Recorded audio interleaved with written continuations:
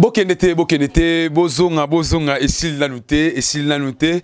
Merci Nabino, fidèle, il y a groupe Les Volcans de Mwana Mwindu. Je crois que vous étiez nombreux, hein. Namoni salibino bien. Et ça bien. Alors, vous avez l'habitude de recevoir Mwana Mwindu chez vous avec ces pièces théâtrales. Mais aujourd'hui, nous allons recevoir Mwana Mwindu dans mon plateau pour que tout cela Mwana Mwindu na oetali makambonio surtout botu nakayi. Donc, tout botu nakamwana Mwindu na ba message. Alors aujourd'hui, dans mon plateau, nous allons parler de tout cela. Donc, les rubriques O et Salami. L'espace Les Volcans, espace Les Volcans.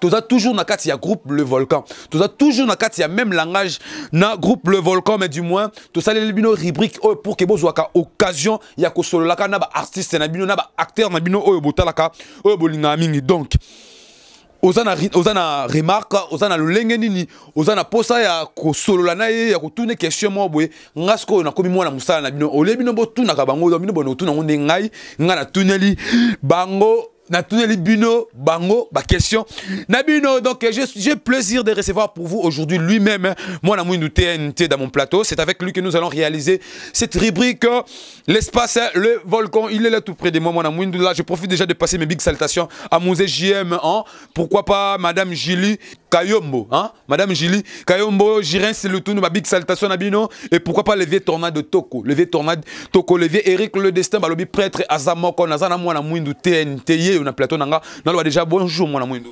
Bonjour maestro mbote na bate nyonso baini. C'est là na Mwana Mwindu que ça la Mwindu pine. Yepoza Mwindu. Te meyo le kinga. Imale bakosila mama ye. Imaole bakosila ye. Imale bakokima mama ye. Imaole bokokima ye. Botumboli Mwana Mwindu yoko mona le roi serpent. Imaole boko sambwa e. Mwana Mwindu tozali penana o ezasko espace Les Volcans. Ils groupe Les Volcans mais espace Les Volcans donc c'est ngai. Merveille ko dit tout comme maestro ya presse. Donc c'est que otamola lo lenge ngai na haute memayo. Alors Mwana Mwindu merci non a ado le pro pour na message na message tellement écueilli et zoni. Mwana Mwindu lelo tout ça na Kulukaba. Premièrement Kulukaba idée nango euta wapi ya Kulukaba ils appellent na langue d'abord. Kulukaba ezamboka mo boye ezala nenga kiteke mboka mo boye benga ngo Kulukaba. Kulukaba ezala idée te eza petit titre pièce te.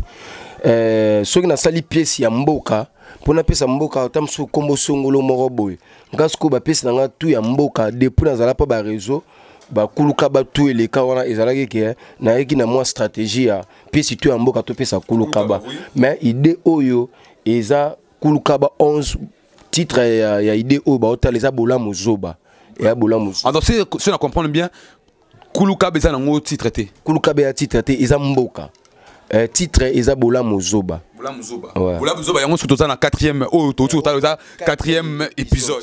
Parce que Kulukaba 11 eza lokola ba Kulukaba 11 eza lokola na salaki déjà mboka 1 mboka 2 mboka 3 mboka 4 siko ona komi na mboka 11 ozo comprendre na komi na mboka 11 sona ngina sa sou pesi ya mboka lisusu au mona tamso na sala Kulukaba 12 ozo comprendre et bongo kaka eza ndenge banda na bandela osala ba théâtre nanga sona banda na bando osala ba théâtre mboka ou eza ke 11e idée ya théâtre mboka na sala. Ils ont 11e idée. Alors moi ba message est belé sur Bozong Sakaba théâtre neti Kulukaba 13 top ni bola muzoba 3 botuko ba lango 3 fois. Alors eza ba difficulté ni okuta nango e sala ke non bo ba la ba pièce bongo olibo ki naka dimanche za mususu dimanche ane za mususu et puis dimanche wane za mususu ezo déranger ba fidèle au balandi au balandaka yo na groupe Le Volcan. Bon ba contre ta eza moi ebele na makambo musalango moko boye kozonga sa pepe sakala moi trop ekoza tam sous problème mbongo ekoza la problème mbongo ba retard pe mususu ezaki ba to sala ba musala ba monter ba pesa biso pe mo ba retard ndeti na sengi bolimbisi pa bandeko tout oyo ba tomboka ki basilika ki mona mundi tozo tala po ne ozo saka kala boye parce que moi quand était pesa mes alagi nini cameraman ba côté là qui ba yibé ba machine ba yibé ba ba matériel tout ce que biso déjà to tourner qui pièce oyo et bande de tida na suka ozomona to tourner qui bande tina suka yo moni ki yango epesa contretemps to luka isusu to bakisa isusu ba idée ka o to tourner qui on a to bakisa po ezana batu misusu a tourner qui première tina fin a moni ki da tourner akimi na épée. Vous comprenez? Akimi a osé la mona na TV. D'ailleurs, il n'y a pas mon TV. Il n'y a pas mon TV. Moi, je Akimi na. Vous comprenez? Il y a un moment que c'est un qui bande le sous tournage, tout bande la tournage pour tout pesa sous faire na biso bilo kwa sika. Pour pesa na balana bino bizon c'est sous ya kalaté. Bozo ça soit kalaté. Sur les zones kala deux fois mais trois fois. Trois fois. Alors na yoka ki bande ko le moment recrutement bokani déjà porte tout recrutement ils ont continué toujours na katia groupe Le Volcan. Groupe Le Volcan et font le porte pour la batunion so bana besoin ça la théâtre ou ya salana ou ya salaté ba o bazabilong mabena ba o bazabilong kitoko.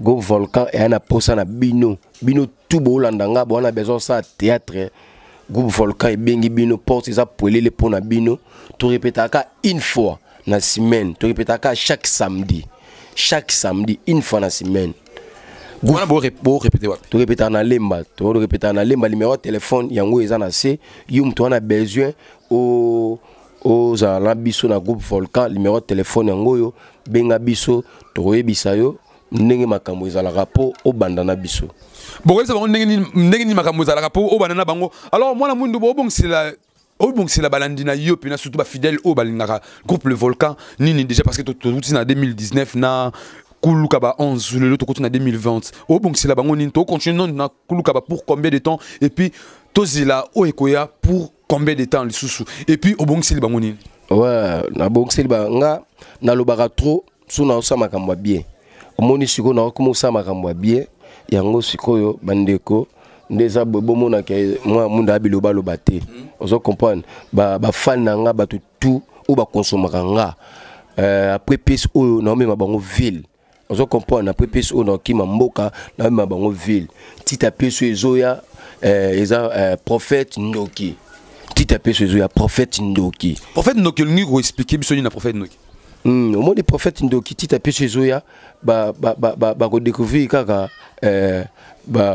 film quoi film on a ndé ba comprendre que titre prophète titre on a PC prophète Ndoki tu lobinine moyen obeta liso nango ezate na peska komba titre ya idée o ekoya soki kulukaba 11 esili pour kulukaba 11 esila nango kala mingi vomate kala mingi était ici là to ya na prophète Ndoki prophète na za Ndoki te mais makambo salara loko ba Ndoki pour les autres les 20 toi les autres en janvier les 20 février toi na maki to kota maki na kinkole bandeko bazana Groupe Volcan na mit o na ba o ba roya ko kota to voyager na bango po to ko préparer prophète Ndoki to saka une semaine kuna ya maki ya préparation ya prophète Ndoki après tant to bima mbala moko to tourner to lancer idée ya sika prophète Ndoki wana ndeza bondoki kat na kolo ba mona na makambo ba mona te po bato nde na lo bato ba tala ba yebi bien bebi mwana munde makambo